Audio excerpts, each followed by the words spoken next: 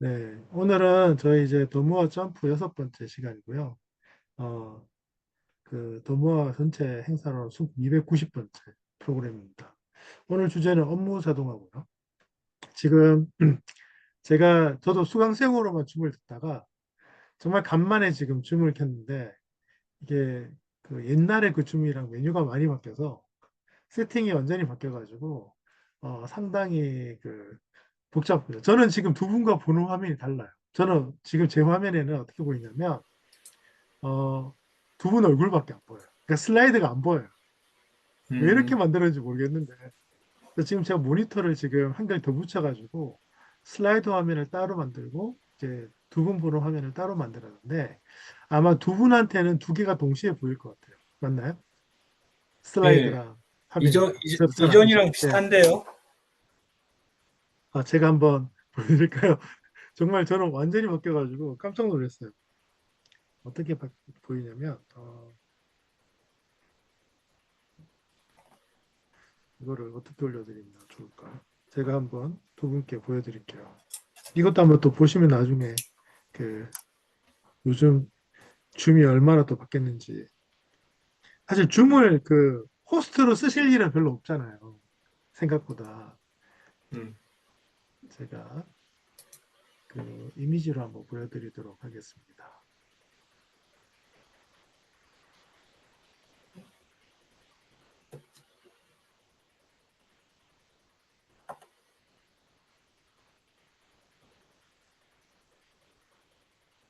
오늘 참 그 네트워크 느리고 희한하네요.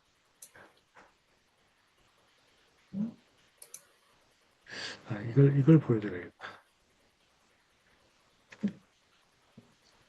이게 보이시나요?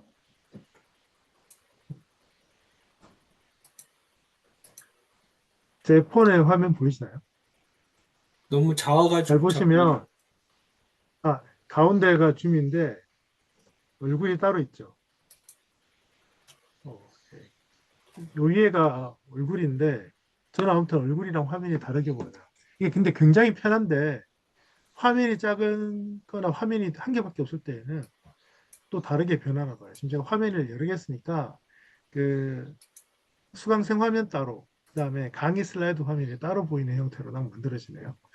어, 저한테는 참 편하긴 한데 세팅이 바뀌어서 좀 놀랐습니다. 오늘 이제 업무 자동화라는 주제로 하려고 하는데요. 혹시 오늘 그 클로드 3를 만들었다는 엔트로픽 CEO가 인터뷰한 기사를 보셨는지 모르겠는데 제가 톡방이랑 저희 밴드에 나올렸는데 향후 3년 내에 뭐라더라? 그 천조를 들인 AI가 나올 것이다. 천조를 학습에 쓴 AI가 나올 것이다. 이렇게 전망을 했더라고요. 향후 3년 내에. 그래서 야 이거 너무 좀 과하지 않나. 왜냐면 이제 애플이 지금 시가총액이 3억 3조 달러니까 우리나라 돈으로 한 4천조 되나요, 그러면? 이제 겨우 회사 하나, 세계 제일 큰 회사가 4천조인데 AI 모델 하나에 천조를 쓴다고? 뭐 이런 생각을 좀 했었거든요. 근데 그 천조는 아니어도 3년 내에 100조를 쓴 AI는 나올 수도 있겠다. 이런 생각이 들어서 야, 이게 100조 원짜리 AI면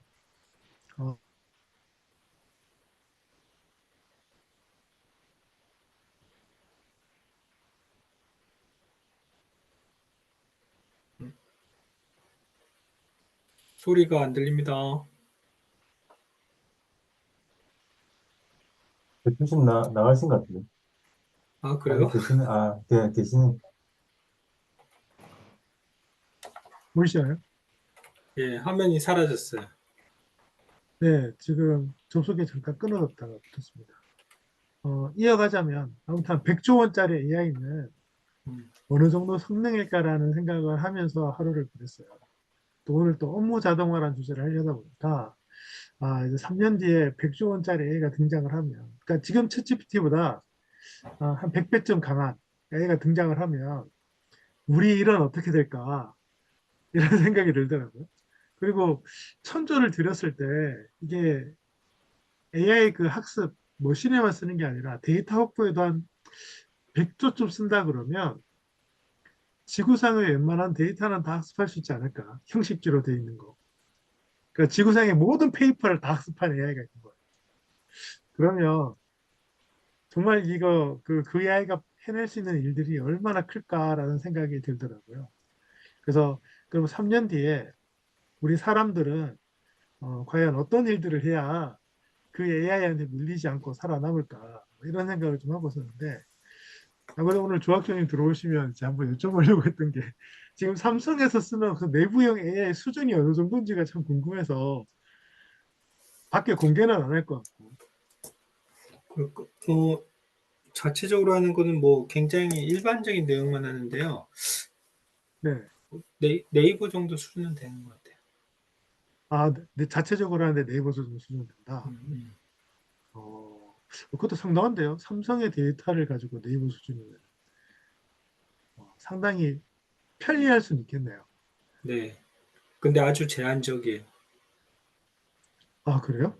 네. 어, 보안 이런 그 게 아직 제한적이라는 게, 그래서 보안 때문에 그런 부분들이 좀, 음, 일반적인 회사 내에서 상식을 좀 넓히는 차원은 좀 되는 거고, 업무를 하기에는 아직은 그런 게 좀 바운더리가 깨져야 됩니다. 그럼 보안이 만약에 해결된다면 상당 수준으로 올라갈 수 있는 여지가 있겠네요. 그렇죠. 아, 그렇죠. 그거는 3년 뭐 내면은 충분히. 저희뿐만 아니라 다른 회사들도 다 마찬가지일 거예요. 지금 많이 네네. 도입하고 있는데 그 음, 내용을 얼마나 이제 오픈해서 쓸지. 그렇군요. 알겠습니다. 일단 오늘 제 머릿속은 아무튼 온통 그 생각뿐이었습니다. 한 100조 원짜리 애가 등장을 하면 우리의 일은 얼마나 대체가 될까. 그리고 뭐 돈이 이제 뭐 100조 원이면 단순하게 컴퓨터 더 사고 뭐 사람 더 뽑고 데이터 더 학습하고 정도가 아니라 뭐 지금도 보면 오픈 AI가 로봇이랑 접목하는 것도 연구하고 있다고 하잖아요. 그래서 다양한 디바이스를 접목이 됐을 때 얘가 어느 정도 수준일까? 그리고 그 통신이 발달을 해서 그 1000조짜리 그 AI가 전 세계 많은 사람들과 거의 실시간에 가깝게 소통을 하면서 지낼 수 있다면 얼마나 퍼포먼스를 이제 낼 수 있을까 이런 생각을 좀 하다 보니까 야 이게 웬만큼에서는 우리가 생존하기 힘들겠다는 생각이 드는 하루였습니다. 그러다 보니까 이제 우리가 점점 더 해야 되는 게 뭐냐면 빨리 배워야 된다. 물론 이렇게 학습의 시간도 많이 써야 되지만 잘 배울 줄 알아야 된다 생각이 들었고요. 그러려면 결국 필요한 게 시간이라는 생각이 들었고 또 그 시간이 확보가 되려면 내가 하고 있는 일 중에 반복적인 일들은 전부 다 결국은 자동화시키지 않으면 그 공부할 시간, 새로운 걸 연구할 시간들이 생기지 않겠다. 뭐 이런 생각을 하게 되는 하루였습니다. 그래서 오늘 강의 주제가 다행히 업무 자동화인 게 참 다행이다 싶습니다. 오늘 이제 주제 업무 자동화는요, 이제 AI를 빼고 얘기할 수 없는 시대입니다, 지금. 원래 업무 자동화 제가 강의를 준비했을 때만 해도요, AI를 활용한다는 것보다는 뭐 엑셀 같으면 비주얼 베이직을 좀 쓴다. 뭐 이 정도였는데 지금은 뭐 AI가 코드를 생성을 해버리니까 뭐 비주얼 베이직도 뭐 야, 이런 거 할 시에 엑셀 코드 생성해줘 해버리면 뭐 정확도 100점은 제가 못 주겠고 90점 정도는 나 할 수 있는 코드가 생성되는 시대다 보니까 굳이 뭐 비주얼 베이직을 쓴다, 뭐 구글의 이제 자동화 어떤 API를 활용한다 이런 얘기들은 좀 뒤로 밀려나는 것 같아요. 그러니까 챗GPT가 그 중간에서 싹 다 정리를 해줘 버리기 때문에. 하지만 그래도 우리가 이제 업무 자동화에 대해서 이해를 하고 제가 좀 이런 얘기를 많이 해요. AI가 거의 모든 언어로 코딩을 해준다고 하지만 그게 100% 완벽한 코드는 아니잖아요. 그럼 에러가 날 수도 있고 내가 원하는 결과가 안 나올 수 있는데 그때 이 문제를 해결하기 위해서는 내가 그 코드가 왜 잘못됐는지를 이해할 줄 알아야 되는데 결국은 내가 코드를 전혀 모르는 상태에서 A가 코드를 만들어 줬는데 이 코드를 해석을 못하는 거잖아. 그랬을 경우에 수정할 수 있는 능력이라든가 개선할 수 있는 능력은 없다고 생각했어요. 그래서 기본적으로 우리가 그 코딩의 개념이라든가 최소한 한 개 언어 정도는 뭐 내가 프로그래머 정도는 아니어도 한 개 언어 정도는 요런 특징이 있고 이런 문법을 갖고 있걸 알면 그걸 기준으로 해서 다른 언어를 배우고 있었죠. 우리도 보면 이제 영어를 배울 때 기본적으로 처음 시작할 때는 한글과 매칭을 해서 배우잖아요. 한글이 될 때 그 한글을 기준으로 해서 영어를 배우는 것처럼 코딩도 그럴 수 있는 기준들이 있다면 상당히 많은 언어들을 다룰 수 있게 되는 거죠. 그래서 업무 자동화에도 요즘은 이제 코딩을 넣어서 자동화. 그래서 지금 뭐 비주얼 베이직을 넘어서서 파이썬이라든가 이걸 활용해서 업무 자동화도 많이 하고 있고요. 그리고 이제 뭐 이제 코딩 외에 우리 어떤 마우스나 행동 패턴을 아예 학습을 해서 하는 그 파워 스메이트 같은 경우는 무료 툴이거든요. 그래서 데스크탑 버전 같은 거는 쓸 수 있기 때문에 개인들이 내 PC에서 일어나는 어떤 작업 방식을 마우스나 키보드 방식을 학습을 해서 자동화시키는 것도 나와 있죠. 다 이게 이제 바탕에 깔려 있는 게 AI입니다. 그래서 자동화라는 개념이 어디까지 진행되는지를 안다면 그만큼 우리가 하고 있는 업무들이 어디까지를 자동화할 수 있을지를 발견할 수 있기 때문에 이 자동화라는 개념을 좀 알 필요가 있다는 생각이 오늘 강좌를 마련을 했고요. AI가 이제 자동화할 수 있는, 그러니까 AI가 잘하는 영역에 몇 가지 조건이 있죠. 저는 보통 이제 세 가지 얘기합니다. 그 AI 얘기할 때. 일단 데이터 문제죠. 충분한 데이터가 있다. 근데 여기서 말하는 데이터는 경험이 많다가 아니라 소위 말해서 디지털화 시킬 수 있는 데이터가 많아야 됩니다. 우리가 보통 이제 머신러닝 할 때 뭔가를 학습을 하려면 AI가 이걸 읽어드려야 되는데 일단 디지털화 돼 있어야죠. 그러면 이제 어떤 일이 있냐면 만약에 뭐 그 우리가 내 몸에 갖고 있는 어떤 노하우가 있을 수 있잖아요. 피자 만드는 법을 내가 알고 있어요. 정말 잘 만들어요. 근데 이것도 학습을 시킬 수 없죠. 하지만 카메라를 들이대서 기본적으로 이 사람의 어떤 몸 동작들을 계속 그 영상을 찍은 다음에 그 영상을 데이터 삼아서 학습을 해버리면 가능하죠. 그래서 기본적으로는 디지털화할 수 있는 데이터가 많으냐가 일단 1번입니다. 두 번째는 그냥 많으면 안 되고 두 번째는 이제 일정한 반복이나 패턴을 갖고 있어야 돼요. 그래서 우리가 예를 들면 옆에서 좀 봤을 때 뭐 예를 들면 제가 강의를 하는데 뭐 1년에 200번 강의를 하는데 200번의 강의 스타일이 다 틀리다. 그러면 데이터는 많지만 학습하기는 힘들어요. 근데 저 사람 강의를 들어보면 억양도 좀 이제 좀 반복되는 것 같고 스타일도 반복되는 것 같고 예를 들면 제가 지금 블로그에 글을 제가 올리면서 몇 주 전부터 무슨 작업을 하고 있냐면 모든 글에 이미지를 생성하기 시작했어요. 혹시 제 블로그 한번 보셨나요? 최근에? 지금 한번 보셔도 됩니다. 제 블로그의 모든 칼럼에 몇 주 전부터 뭐가 있냐면 칼럼 상단에다가 이미지를 제가 넣기 시작했어요. 이미지를 제가 생성을 한 게 아니고 제 칼럼 내용을 기반으로 이미지를 생성을 해요. 몇 주 됐어요. 그래서 이제 왜냐면 이제 달리 3라는 오픈AI의 이미지 생성의 수준을 한번 보려고 하는데 점수를 매기면 제 만족도는 한 80점 됩니다. 꽤 괜찮게 나와요. 그래서 보통 보면 이제 예전에도 글에 이미지가 들어가면 좋겠다. 이미지가 왜 좋냐면요. 인스타그램 하기에 좋아요. 그리고 이미지가 있으면 똑같은 글을 퍼다 나를 때에도 텍스트만 보이는 게 아니라 이미지가 딱 보이기 때문에 사람들이 시선을 확 사로잡아요. 문제는 이제 이게 제가 몇 주를 하다 보니까 달리3가 이미지 만드는 스타일이 보이기 시작하는 거예요. 그러니까 제가 원하는 스타일은 가끔씩 변화도 주면 좋겠는데 지 스타일이 딱 있다 보니까 제가 오늘은 이미지가 딱 만들어졌는데 나쁜 건 아닌데 약간 식상하다 느낌을 받았어요. 그래서 반복적인 이런 어떤 느낌이 있는 것들은 AI가 잘 학습을 합니다. 그래서 제가 보기에 지금 달리3도 이제 이미지의 어떤 스타일의 한계가 있는 것 같아서 제가 지금 요즘 뭐 스테이블 디퓨전이나 이런 다른 이미지 생성 툴을 써볼까 생각을 하고 있어요.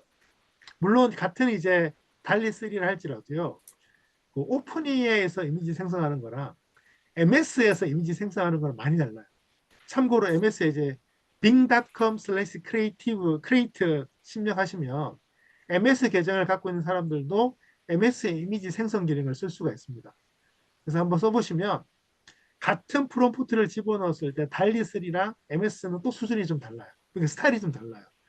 그래서 이런 것들도 이제 좀 알아두시면 나중에 내가 선택해서 이미지를 쓸 수 있을 건데 한마디로 이미지 생성도 결국 따져보면 자기가 학습한 어떤 데이터에서 패턴을 찾아내서 넣다 보니까 그 패턴을 바꾸려면 이전의 패턴을 무너뜨릴 수 있는 막대한 데이터를 집어넣어야 되기 때문에 한 번 만들어진 AI의 스타일이 잘 안 바뀝니다. 그런 점에서 우리 어떤 일들 중에서 지켜봤을 때 저건 좀 패턴이 있는 것 같아. 근데 여기에서 이제 우리가 조금 그 눈여겨봐야 될 게 단순하게 반복하는 것만이 패턴이 아니라는 거죠.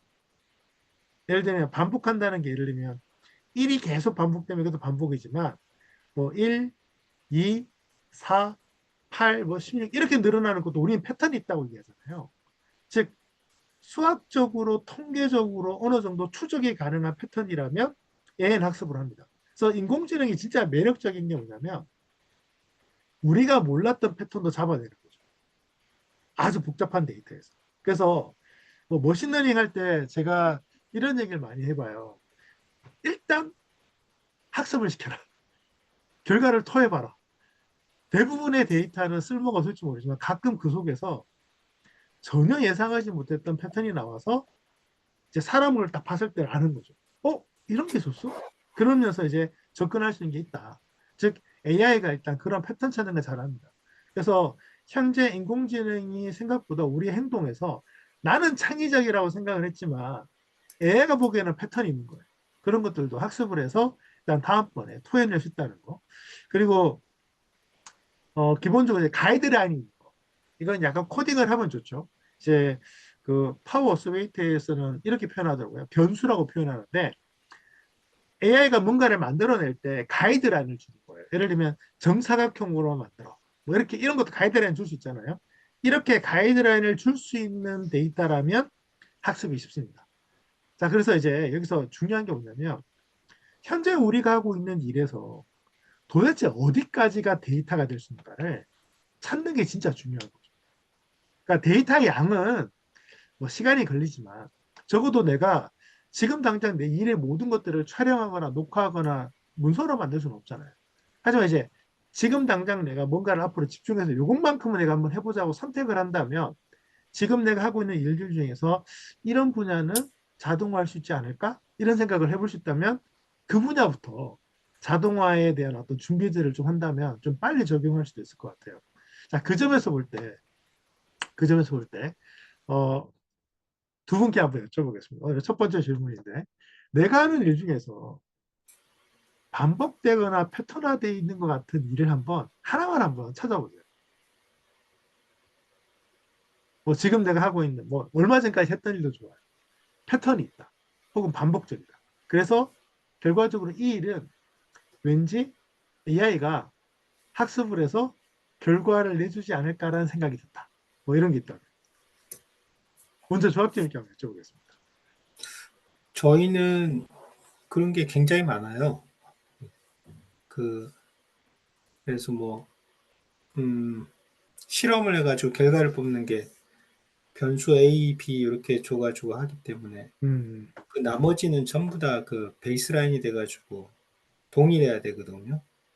반복적이어야 되고. 근데 이제 그때마다 좀 상황이 틀리고 뭐 온도, 습도가 틀리고 그러면 또 결과가 조금씩 바뀌고 이제 그런 것들이 실제 그 메인 그 결과물에 영향을 얼마나 주는지 코릴레이션도 그 AI가 다 해가지고 기존의 특이한 그러니까 뭐 코릴레이션 했을 때 벗어나는 값이 있으면 월남을 주고 뭐 이런 것도 지금 뱉어내고 있거든요. 그래서 실제로 이제 그게 다 이제 100%는 아니기 때문에 걸러내긴 해야 되는데 음, 그렇게 정합성 맞추는 작업을 계속 하고 있고 연구소에서도 그렇게 하고 있고 뭐 양산까지 이제 가는 거는 더 규칙성이 좋아가지고 거기는 AI를 좀 나름대로 많이 적용을 하려고 뭐 하는 것 음, 같아요. 네. 네, 감사합니다. 우리 한겨레 멘트는 어떠세요? 하시는 일 중에 약간 반복되는 것 같아요. 반복되는데 이제 AI가 대체할 수 있는 거예요? 아니요, 반복되거나 약간 패턴화할 수 있다고 생각되는 일, 어. 방식 뭐 이런 거. 우리 뭐 회사 다닐 때 우리가 뭐 서류 같은 거 작성할 때 뭐 단순 반복하는 게 많거든요. 그거를 이제 AI 패턴화 할 수 있지 않을까? 그 서류 같은 거 이제 업데이트 같은 거 할 때. 음, 네, 네, 네. 그러면 두 번째 질문 이겁니다. 그 업무의 비중은 얼마나 될 것 같아요? 현재 방금 말씀하신 그 업무의 비중을 내 전체 일을 100으로 봤을 때 아, 100으로 봤을 때. 얼마쯤 될 것 같으세요? 네. 한, 그래도 한 2, 30%될 것 같은데. 아, 20, 3, 30% 큰데요? 야, 네. 좋습니다. 20, 30%. 우리 정학진님 어떠세요? 비율을 한번 한다면. 저희는 한 연구소에서 한 30%, 3분의 1 정도 되는 아, 작업. 이게 좀 상당하네요. 그럼 예. 회사에서 그거 정말 자동화한다고 얘기가 나오지 않나요? 자동화에 대해. 저희는 자동화 엄청 많이 하고 있어요. 그래서 그렇죠. 네. 그거를 이제 각자가 이제 밑에서 실제 연구하는 사람들이 필요한 거를 여러 가지 형태로 실험한 내역도 이제 계속 축적이 되도록 하면서 또 반복되는 게 있는 게 없는지, 그 다음에 지금 현재의 상태, 그 다음에 미래랑 그 다음에 결과물에 대한 해석, 이런 것들, 그런 것들이 굉장히 많이 쓰이고 있어요. 음, 실제로. 그 다음에 뭐, 이제 데이터가 축적이 되면서 뭐, 1년 전, 2년 전, 3년 전에 반영했던 테스트 패턴들하고 오늘 새롭게 만들려는 거에 유형을 이제 옛날에는 페이퍼를 찾으면서 기억에 의존했는데 지금 시스템에서 유사한 걸 이거 옛날에 똑같은 거 있는데 뭐 이렇게 좀 찾아줘 주고 그런 수준까지 알아서 이제 찾아줘요? 이제 그 야, 프로토콜은 역시. 넣어야 되죠. 이제 하여튼 그런 네네. 거 그런 용도로 지금 쓰려고 계속 데이터도 누적하고 있고 음, 그런 차원으로 하고 있습니다. 저희는 이제 이런 안 보이는 세상을 전부 숫자로 판단해야 되니까 상대적으로 그게 그쵸, 좀 그쵸. 액티비티가 많은 것 같아요. 요즘은 보고 있으면 그 IT 기업들이 제일 현명한 기업들인 것 같아요. 음. 기본적으로 이런 거 하기가 너무 좋은 기업 문화잖아요. 디지털화돼 있고, 그다음에 그 IT 기기 능숙하고, 데이터화 잘 돼 있고, 그다음에 주고받고 학습시키고 이런 인프라 너무 잘 돼 있어서 그 요즘 근데 제가 강의 문제가 나가고 있어요. 보면 예, 문제, 문제가 있는 게 데이터가 너무 많아가지고요. 아, 이거를 또 이제 서로 다 매치를 하려면 공용 서버에 있어야 되잖아요.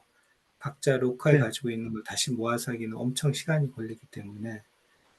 음, 그래서 뭐 이제 각자 큰 회사는 뭐 데이터 센터가 있고 막 하잖아요. 근데 이게 막 무한정으로 커질 수는 없어서 뭔가 좀 제지를 해야 되고 제한을 해야 되거든요. 그게 좀 딜레마인 것 같아요, 지금.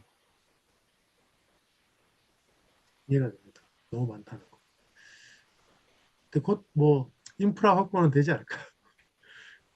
제 그 인프라 생각엔 학부에 돈이 너무 많이 하드웨어가 별로 안 들게. 들어가니까. 아, 그래요? 예, 근데 삼성이면 할 수 있을 것 같습니다. 우리나라에 할 수 있는 게 몇 개 안 될 것 같아요. 예. 저도 그 제가 이제 뭐 작년에 제가 진짜 작년 초에 1에서 3월 올해도 한 2달 정도 정말 그 우울증에 빠질 정도로 요즘 AI 때문에 스트레스를 너무 많이 받아요. 개인적으로 너무 많이 받는데 근데 그 시간이 지나고 나면 이제 답을 찾아서 이제 버텨요. 근데 요즘 그냥 마음 편하게 한 3개월은 AI랑 싸워야겠다. 그리고 나서 9개월 먹고 살고 뭐 이런 느낌이에요. 저는. 근데 이게 뭐 오픈 AI 같은 회사들 지만 돈이 어마어마하잖아요. 뭐 이제 10조 단위로 투자해버리고 이러니까 그리고 이제 요즘 뭐 데이터도 옛날에는 실험 수준, 요즘은 그냥 기업들하고 손잡고 통째로 돈 주고 그냥 라이센스 받아버리고 이렇게 학습을 하니까 나오는 수준이 이 속도가 어마무시하다는 느낌을 많이 받아요.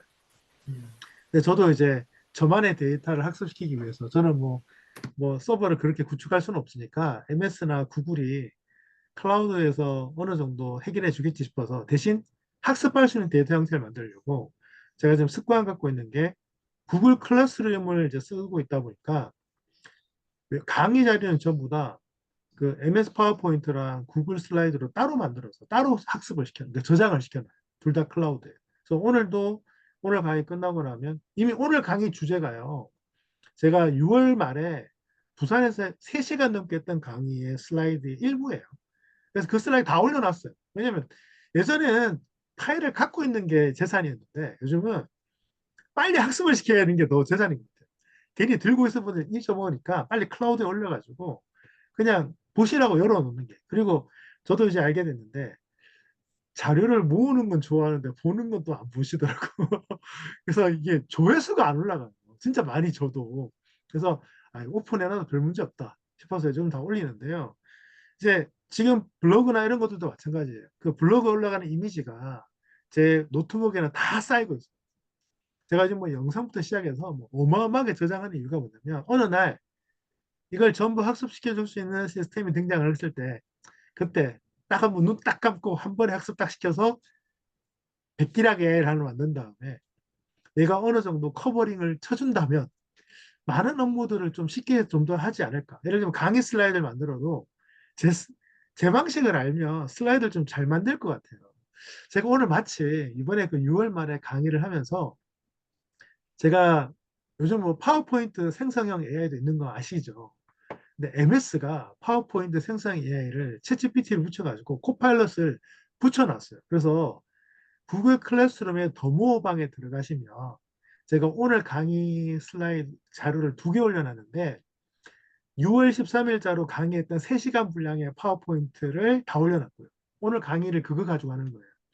또 하나는 뭐냐면 제가 그날 강의를 준비하려고 일부러 MS 코파일럿한테 강의 준비를 시켰어요. 그래서 내가 이런 스타일로 강의할 건데 너 슬라이드 좀 만들어줘 해서 시킨 슬라이드를 제가 또 만들어서 올렸습니다.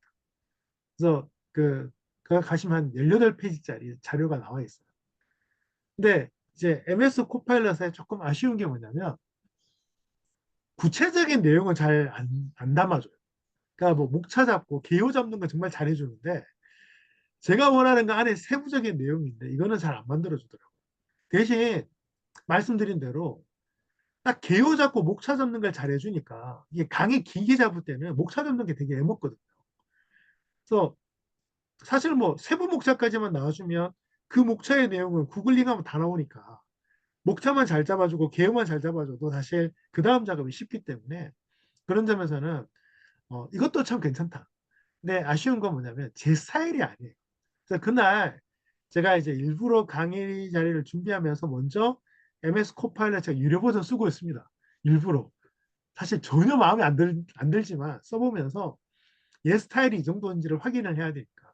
근데 예전에 제가 MS 파워포인트를 처음 쓸 때 파워포인트가 디자인을 처음 만들어줄 때는요, 정말 투박했어요. 근데 지금은 디자인 같은 거 해보면 한 번, 한 페이지에 적게는 20개, 많게는 4에서 50개 이미지 스타일을 만들어줘요. 그러니까 예전에 비해서는 파워포인트의 어떤 디자인 스타일이 화려해지고 다이내믹해지는 거죠. 그러니까 이런 것도 유료 버전을 안 쓰면 이게 얼마나 얘네들이 열심히 하고 있는지 잘 못 느껴요. 이제 개인용 버전은 나중에 오픈해주기 때문에 그런 점에서는 요즘 웬만하면 유료 버전 쓰면서 만나보는데 아직 제 스타일을 뛰어넘지는 못하는 것 같아요. 제 데이터를 학습을 하고 있다고 하는데도 제 스타일처럼 만들어주진 않아요. 그래서 결과적으로는 최종적 단계에서는 제가 하지만 딱 골격 잡아주는 건 참 잘 잡아준다. 요까지는 제가 만족하면서 쓰고 있습니다. 그래서 우리가 이제 AI를 이제 얘기를 할 때 뭐, 뭐 창의적이고 막 이런 얘기까지 쓰는데 솔직히 AI의 창의성은 패턴이죠. 내가 몰랐던 패턴이지만 AI는 갖고 있는 패턴이 만들어지는 거지. 예를 들면 지금 블로그에 있는 그 이미지가 누가 예를 들면 창의적이라고 얘기한다면 저는 이제 이런 말 해주고 싶어요. 지난 수십 일 동안 내가 글을 쓸 때마다 이 이미지를 만들어 왔는데 그 챗GPT가 만든 이미지를 잘 보면 스타일이 정해져 있어요. 사람이 딱 보면 어 비슷한데? 그 안에 뭐 세부적인 그림이나 내용이나 스타일이 다른 것처럼 보이지만 수십 장을 한꺼번에 쫙 놓고 보면요. 비슷해요. 즉, 그 안에 패턴이 있는 거죠. 그런 점에서는 처음에 우리가 그 패턴을 몰랐을 때에는 얘가 새로운 걸 해준다고 생각을 하지만 최종적으로는 얘도 따져보면 그 패턴 안에서 움직이는 거죠. 그런 점에서 볼 때 우리가 이제 인공지능이 잘하는 것보다 결국 업무 속에서 반복되거나 패턴이 있는 것들은 얘가 잘 자동화시켜준다는 거예요. 그래서 지금 제가 그 업무 자동화에 대해서 지금 새롭게 강의 자료를 만들고 있는데 실제 작업의 일부를 파워스메이트 같은 걸로 학습을 시켜서 제가 해보려고 그래요. 예를 들면 이런 경우 있으세요? 혹시 뭐 아침에나 뭐 특별한 날 그 집중적으로 어떤 정보를 보고 싶어서 요 정보를 어떤 채널에 가서 늘 봐요, 내가. 근데 그게 홈페이지면 계속 이제 우리가 즐겨찾기 해서 열잖아요. 근데 여러 개 귀찮은 거죠. 다 열기가. 그래서 예를 들면 뭐 하키 같은 거 써서 열어도 되는데 이 페이지를 여는 작업들을 뭐 파워스메이트를 학습을 시켜서 딱 버튼 누르면 순식간에 내가 원하는 페이지가 쫙 열려서 화면 조정 다 돼 있어서 제가 바로 정보를 학습할 겸 해준다거나 뭐 이런 어떤 자동화들. 그리고 그건 하키로도 가능하고 파워스메이트로도 가능하지만 또 한 발 더 나가서 내가 약간 코딩을 할 줄 안다면 그 사이트에 들어가서 그 메뉴에 있는 기사 제목이나 링크를 가지고 와서 이제 저한테 파일을 딱 정리해주면 그 정보를 클릭해서 내가 필요한 것들을 가져갈 수도 있는 거고. 그러니까 여러 방식이 있는 거죠. 중요한 건 패턴이, 패턴이라고 확인이 되면 웬만한 거는 다 자동화할 수 있다. 그래서 어쩌면 지금 그 업무 자동화의 가장 중요한 건 우리가 어디까지 자동화를 시킬 거야라는 그 결심이 오히려 제한일 수 있다는 생각이 들어요. 기술은 점점 발달되고 있기 때문에. 그래서 가능하면 적극적으로 자동화하는 것들을 해야 되고요. 대신 자동화의 전제는 놀기 위한 게 아니죠. 저희가 적어도 일을 하는 입장이니까 자동화한 만큼 남는 시간을 어떻게 하면 좋을까. 그래서 요즘 제 블로그를 좀 잘 보시면 좋아요. 제 블로그가 제가 정말 치열하게 고민한 결과들을 다 올리고 있거든요.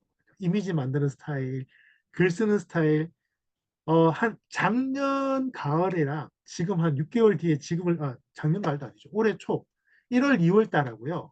지금을 비교해 보시면 6개월 전에 비교해 보면 글 쓰는 스타일, 블로그 스타일이 다 바뀌었습니다. 아마 영상 올리는 스타일도 바뀌었고 싹 다 바뀌었어요. 왜냐하면 그 수개월 동안의 치열함을 통해서 저는 원하는 게 뭐냐면 AI가 제 업무를 자동화하면 근데 그게 제 메인 업무면 제가 자동화되는 거잖아요. 근데 결국은 제가 그럼 AI한테 밀려요. 데이터 향에서 밀리니까. 그래서 제가 원하는 건 뭐냐면 얘한테 자꾸 던져주되 나는 뭐 해야 되지? 이걸 찾는 게 이 자동화의 메인이라는 거예요. 그러니까 자동화를 통해서 일이 편해지자는 것은 1단계고 2단계 뭐냐면 그 편한 그 여유를 어디에 넣을 거냐. 예를 들면 뭐 더 고부가 가치의 업무에 투자할 수도 있는 거고 아니면 정말 뭐 여행을 가도 되는 거고 아무튼 현대인에게 가장 없다는 그 시간을 확보해서 그 시간을 어디에 쓰느냐를 결정할 수 있는 2단계까지 가주는 게 저는 진정한 업무 자동화라고 부르는 거죠. 그런 점에서 볼 때 최근의 자동화는 이제 업무 자동화를 넘어서서 이제 그 완전한 자동화까지도 얘기를 하고 있습니다. 저는 오늘 업무 자동화만 얘기할 건데 주로 이제 사무직, 조직 내에서 하는. 저는 뭐 세상 전체를 제가 볼 수 없고 제조업은 아니니까 그런 점에서는 좀 이제 비즈니스 프로세스에서 어떤 부분들을 자동화한다면 그만큼 많은 것들을 해낼 수 있지 않을까. 근데 여기에서 전제는 또 하나 있습니다. 제가 아마 문자로 보냈을 텐데 다음 주 세미나 있다는 얘기 한번 드렸죠. 제가 문자로. 그 구글 클래스 그 캘린더에 제가 등록을 해놨는데요. 다음 주 화요일 저녁이랑 다음 주 토요일 날 세미나가 있어요. 다 비대면 줌 세미나인데요. 화요일 저녁 8시에도 있고 다음 주 토요일 10시부터 오후 5시까지 있어요. 이게 뭐냐면 비즈니스에 국한된 생성형 AI 사용법이에요. 다음 주 화요일은 챗GPT에 집중할 거고요. 다음 주 토요일은 이제 여러 가지 생성 AI를 써서 할 건데 비즈니스란 말은 뭐냐면 뭐 영상도 만들 수 있어요 이런 게 아니라 정말 제가 그 결과물을 가지고 누군가에게 판매할 수 있는지만 놓고 얘기할 거예요. 실제로 제가 그래서 그 생성 AI의 결과물을 가지고 거래되는 사이트를 조사 중입니다. 한 2주 됐어요. 제가 미리 힌트를 좀 드리자면 거의 없어요. 생성 AI 결과물이 팔리는 곳이 거의 없어요. NFT는 있어요. NFT는 혹시 들어보셨나요? 그 블록체인 쪽에서 그림 같은 거에다가 블록체인 연결해가지고 판매하는 건 있는데 엄밀히 따면 그거는 우리 비즈니스하고 좀 다르잖아요. 그러니까 문서, 뭐 영상 이게 실제로 만들어져서 거래되는 건 거의 존재하지 않았습니다. 대신 그 만든 걸 포트폴리오로 해서 그 사람의 시간을 사거나 그 사람한테 일을 의뢰하는 거는 돈이 되지만 현재까지 결과물은 거래가 거의 되고 있지 않아요. 그 말은 다르게 표현하면 거래할 만큼의 품질이 안 나오거나 거래할 가치가 없는 거죠. 그리고 저작권에 문제가 있든지. 그 점에서는 지금 우리가 생성 AI에 대해서 너무 큰 기대를 하고 있어요. 생성 AI로 만든 결과물은 대체로는 거래가 안 됩니다. 돈 벌 수 없어요. 대신 제가 이제 그걸 적용하고 주변 사람들이 적용을 했을 때 뭐 자동화라든가 혹은 기존에 못했던 무언가를 만들어서 기존의 부가가치를 늘리는 쪽으로는 하고 있다. 그 점에서는 뭐 문서의 디자인을 대신해 준다. 혹은 대표 이미지를 만들어주는 것도 업무 자동화의 일부로 볼 수 있죠. 그래서 제가 그래서 블로그의 글도 제가 쓸 때마다 한 지금 한 80에서 90%는 챗GPT로 만들고요. 10에서 20%는 스테이블 디퓨전이라는 걸로 만들어요. 그래서 이렇게 해보면 이미지 스타일도 많이 틀리고요. 뭐 빙도 제가 한 5% 쓰는데 대부분은 빙은 대체로 보면은 챗GPT가 왔기 때문에 이미지 품질은 챗GPT가 좀 좋았던 것 같습니다. 대신 빙 같은 경우는 이미지가 심플해요. 그래서 지금 제 블로그 이미지가 보면은 글이 길다 보니까 이미지가 화려한 걸 선호하지만 실제로는 또 심플할 때는 빙 크리에이터 가서 제가 이미지를 만들기도 합니다.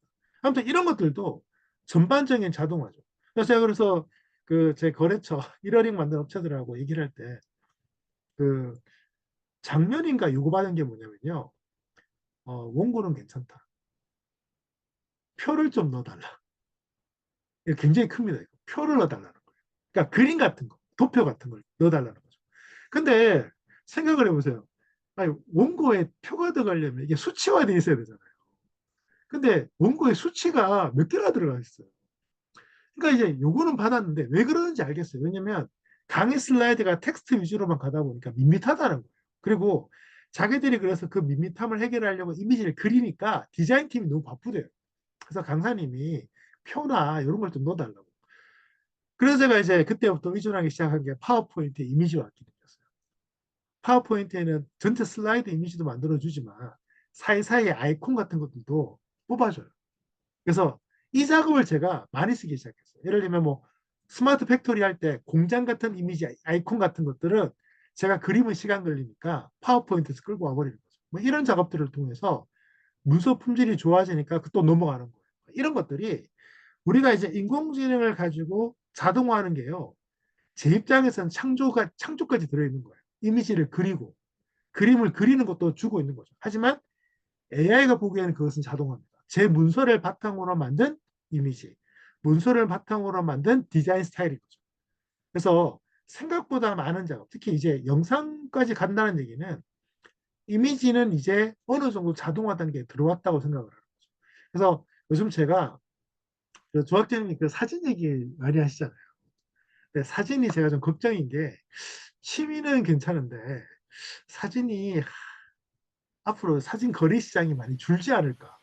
왜냐면 사진을 너무나 사실적으로 만들어주는 시대로 접어들어서 저는 차라리 영상은 괜찮을 것 같은데 사진은 그러니까 시장이 좀 많이 줄지 않을까라는 생각이 좀 들더라고요. 왜냐면 AI가 프롬프트로 만들어내는 이미지가 사진 같아지기 시작했어요. 왜냐면 아도브 같은 경우에 아도브 파이어플라이 같은 거 저도 쓰고 있거든요. 근데 그거 아마 처음 가입하시면 모바일에서 가입하시면 처음에는 아마 무료로 좀 쓰실 수 있을 거예요. 그 아도브는요 사진을 생성해줘요. 이게 느낌이 많이 다릅니다. 그러니까 그림을 생성하는 거랑 사진 생성이 다른데 진짜 잘 만들어줘요. 그래서 보면서 아 이제 그냥 이런 풍경 제 배경에 있는 이런 풍경 사진은 제가 보기에 그냥 그 아도브 같은 거 쓰면 만들어주는 시대로 접어들 것 같아요.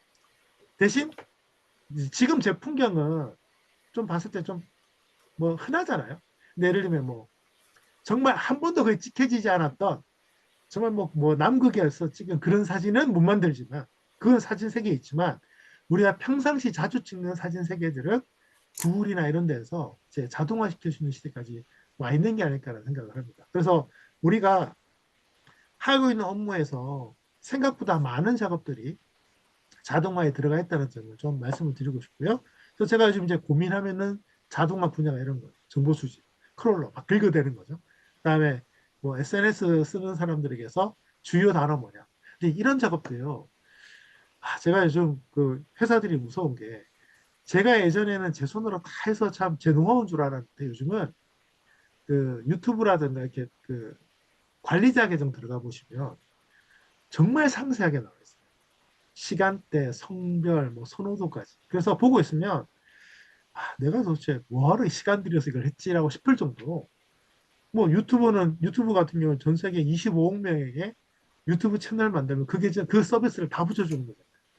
그런 식이니까 정말 많은 업무들이 자동화되고 있어서 요즘은 제가 이걸 중단했어요. 왜냐하면 제가 할 필요가 없어요. 너무 잘해주니까. 하지만 이게 안 됐을 때에는 이 정보 수집은 굉장히 유리한 거였습니다. 예를 들면 제가 이제 강의할 때 쓰는 코드 중에 신문 기사 제목이랑 그 제목에 있는 기사에 그 신문 링크 있잖아요. 이거 뽑는 코드가 있어요.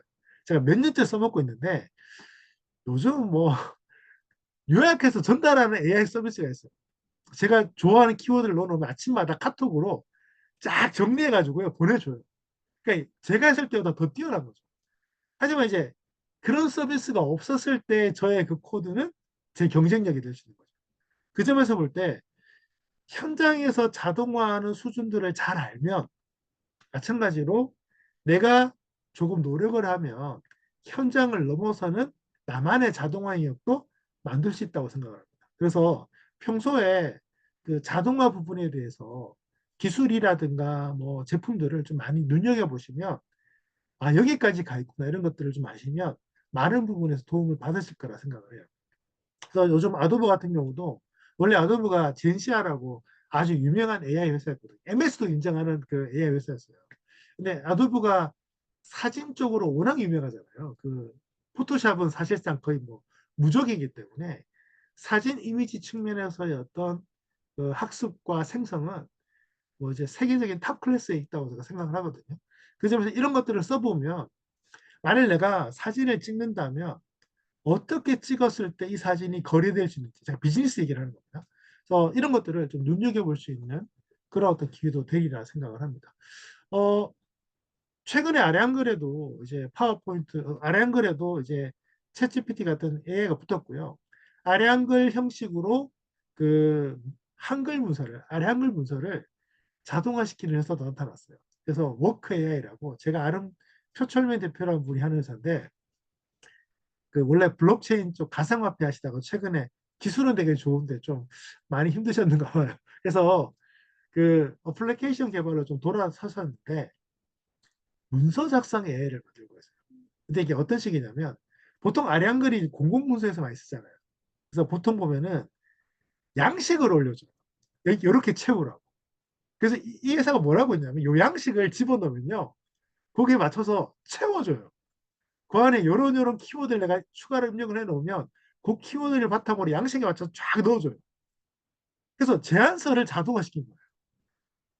제가 보면서 와 정말 한 1, 2년 지나고 나면 이제 웬만한 이제 문서 작성가들은 밥 먹고 못 살겠다 싶을 정도의 어떤 기술.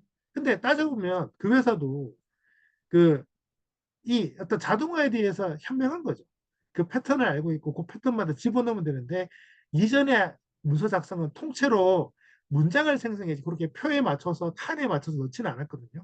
이런 식으로 나와 있으니까 제가 지금 그 회사를 보면서 앞으로 이제 공공문서나 양식이 있는 문서의 자동화가 어디까지 갈지 그리고 지금 제가 알기로 한컴에서 우리나라 공공기관들을 위한 AI도 개발 중이거든요.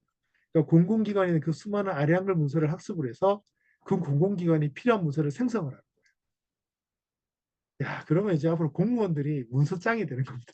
뭐 이런 시대로 지금 접어들고 있다는 걸 보면서 한편으로는 정말 편해진다고 느끼지만 한편으로는 정말 뭐 이렇게 그 우리 이 지식 세계의 어떤 서비스들이 점점 비즈니스로는 좀 사라지고 있구나.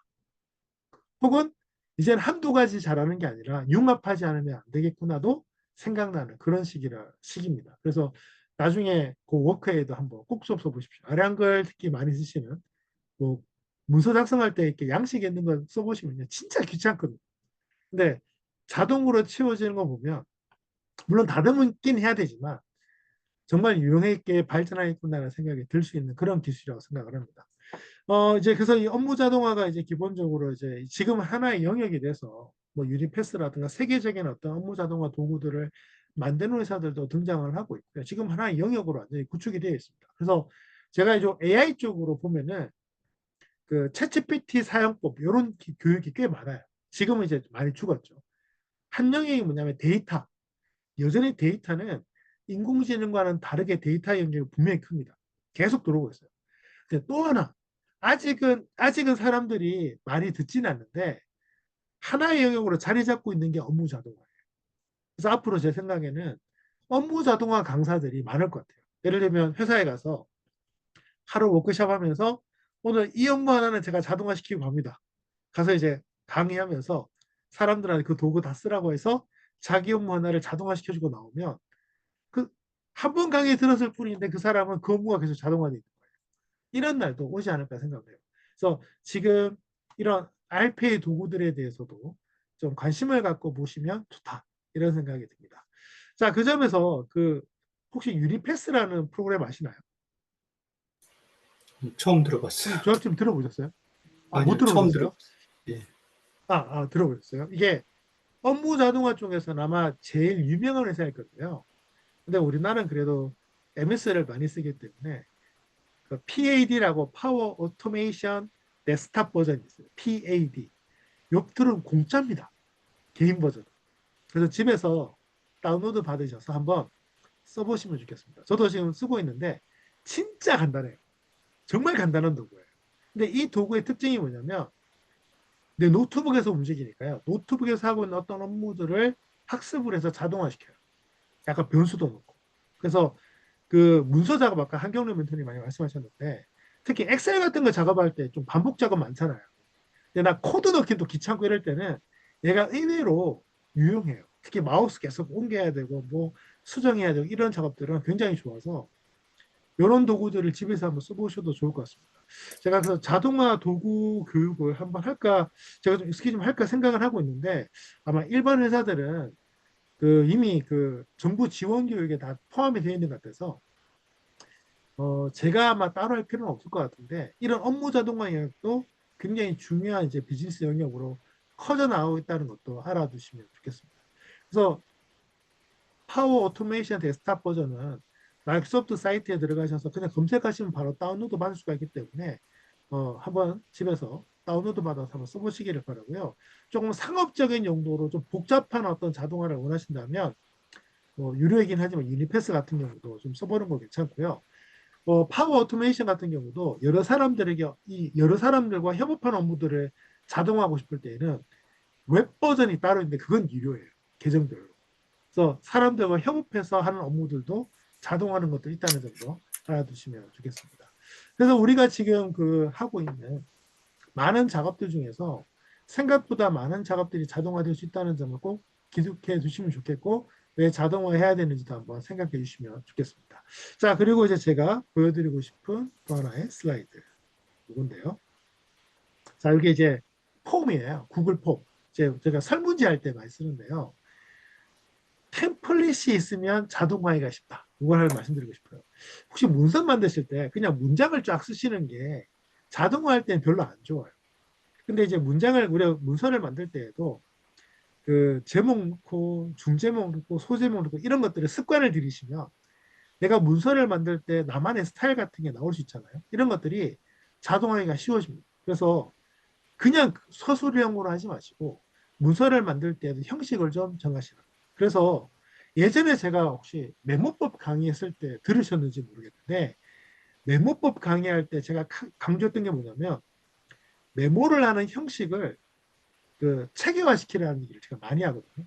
뭐 색깔, 그다음에 기호 넣는 법. 예를 들면 저는 주소를 그 날짜를 적을 때 오늘 날짜 같으면 240709로 시작해요. 그러니까 2024를 안 붙여요. 240709로 붙여요. 이제 뭐 우리가 이제 09년 때는 지나왔으니까. 그러니까 2024로 붙일 때와 그러니까 24로 붙일 때 차이가 뭐냐면 뭐 코드가 좀 줄죠. 두 번째는 이제 뒤에 붙일 때 자, 오늘 만들었는데 예를 들면 제가 오늘 강의 슬라이드를 버전을 좀 다르게 만들면 점 찍고 1, 2, 3을 붙여요. 그 다음에 제목을 붙일 때는 언더바를 쓴 다음에 제목을 붙이고요. 또 점 찍고 끝에는 이게 강사 자료다. 배포 자료다. 이렇게 이제 그 문서의 용도를 적어요. 그러니까 이게 제 방식이에요, 그냥. 자, 이렇게 십몇 년간 문서를 만든 거죠. 그러면, 자, 이게 패턴이잖아. 만일 이 AI가 저희 어떤 문서 스타일을 학습을 하면 문서 파일을 만들어줄 때 제가 평소에 만들었던 스타일을 만들어줄 가능성이 굉장히 높아지는 거예요. 그래서 그런 체계, 그러니까 꼭 예를 들면 모든 사람과 똑같은 체계는 아니어도 내가 문서 하나를 만들 때에도 나만의 체계 같은 걸 만들면 굉장히 유용합니다. 그래서 저는 보통 문서를 만들 때 상단의 제목은 20포인트로 놓고요. 그다음부터는 2포인트씩 줄여요. 이게 저만의 방식이에요. 근데 그 혹시 엑셀에서요. 기본 포인트 크기가 몇 포인트인지 아세요? 엑셀에서. 10일 것 같아. 11? 네, 11입니다. 맞습니다. 그러면 워드에서는 워드는 12 아닌가요? 네, 맞아요. 이게 이미 다르죠. 그러니까 이런 게 별거 아니지만 왜 그렇게 했을까 생각을 해보면 뭐 가독성 같은 건 많이 있겠지만 기본적으로 정해져 있다는 거예요. 그래서 제가 문서를 만들 때 2포인트씩 늘어나는 것도 거기서 출발하는 거예요. 근데 엑셀에서는 11로 시작을 하니까 이제 제가 이제 작업을 할 때에는 이제 10포인트 정도 살짝 줄이거나 볼드를 넣거나 해서 이게 엑셀에서도 저만의 약간 패턴 같은 게 있습니다. 그래서 이렇게 문서 패턴에 대해서 한번 규정을 해놓고 나면 다음번 문서를 만들 때 굉장히 작업하기가 쉬워진다는 점도 말씀을 드리고 싶은 거죠. 그래서 우리가 평소에 문서를 만드시는 스타일 같은 거를 잘 생각해 보시면 이미 나는 어느 정도의 패턴을 갖고 있다 하시면 그것도 자동화하는데 별 문제가 없습니다. 그래서 AI가 꼭 예를 들면 뭐 내가 지시를 하지 않더라도 이미 내 몸속에 있는 많은 것들이 어느 정도 데이터로 쌓여 있으면 좀 지나고 나면 그런 것들이 자동화될 수 있다는 점이 있기 때문에 그 점에서는 항상 자신의 업무에 대해서 좀 파악하고 체크해 보시는 성향이 좀 필요하지 않나 생각을 합니다. 자, 그리고 이제 요즘은 이제 클라우드를 통해서 제가 문서는 다 올려놨으니까 나중에 다 보시면 되는데요. 클라우드를 통해서 이제 할 수 있는 많은 업무 자동화가 되어 있습니다. 제가 제일 선호하는 거는 애저예요. MS에서. 왜냐면 마이크로소프트 제품을 워낙 좋아하기 때문에 애저를 쓰고요. 또 MS 계정을 유료로 쓰기 때문에 애저가 편해서 쓰긴 하는데 최근에 이제 구글의 제미니가 꽤 괜찮더라고요. 저는 그래서 이제 둘 다 지금 유료로 쓰고 있거든요. 문서를 만들어 보면 어, 제미니가 검색을 한 결과를 반영해 주는 걸 제일 잘해줘요. 근데 챗GPT는 확실히 검색해서 뿌릴 때에는 한계가 많아요. 근데 그 우리가 이제 어떤 결과물을 딱 텍스트의 어떤 형태로 받아볼 때는 챗GPT가 잘 만들어줘요. 구글은 좀 많이 깨지고 어려워요. 그래서 최근에 한 단계 더 나와서 문서 쪽에서 아주 유명한 클로드 3. 이거는 정말 이 문장 자체가 텍스트 세계에서는 오픈AI도 넘지 못하는 수준의 어떤 다양함을 구사를 하거든요. 그래서 그러니까 문서 형태를 좀 바꿔야 될 때는 제가 그래서 챗GPT한테 시킨 다음에 결과물을 클로드 3로 갖고 와서 이 문서를 다듬어요. 그럼 잘 다듬어줍니다. 뭐 이런 식으로 넘나들면서 쓰면 훨씬 더 좋은 문서를 만들 수가 있죠. 중요한 건 회사들마다 그들만의 어떤 문서 생성도 패턴이 있다. 그래서 이 패턴을 알아두시면 내 업무에 예를 들면 뭐 챗GPT가 잘 구현하지 못하는 문서 형태가 있는데 굳이 그 형태를 챗GPT의 프롬프트 엔지니어링으로 가는 거는 제가 보기에는 좀 이게 업무가 한 번에 끝날 게 아니라면 시간 낭비예요. 차라리 두세 개의 어떤 여러 가지 써서 쓰는 게 훨씬 좋습니다. 그런 점에서 오늘 여러분들께 다음 주에 세미나를 안 오실 수도 있으니까 제가 사이트 하나 알려드릴게요. poe.com 한번 입력해 보세요. poe.com이에요. poe.com. 아, 채팅창이 있네요. 제가 사이트 넣어볼게요.